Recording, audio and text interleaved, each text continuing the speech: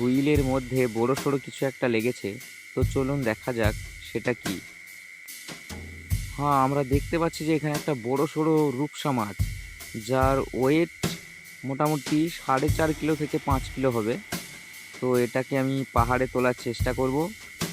তো আপনারা দেখতে থাকুন কিভাবে আমি পাহাড়ে তুলছি মাছটিকে।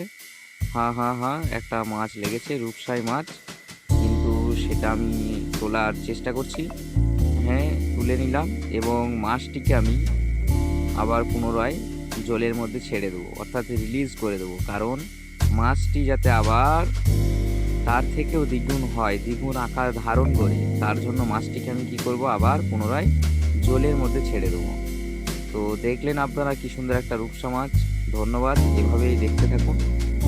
আর আমাদের মাছের ভিডিওগুলো আপনাদেরকে দেখানোর জন্য বা মনোরঞ্জন দেওয়ার জন্য আমাকে প্লিজ আমার এই নীল রহিম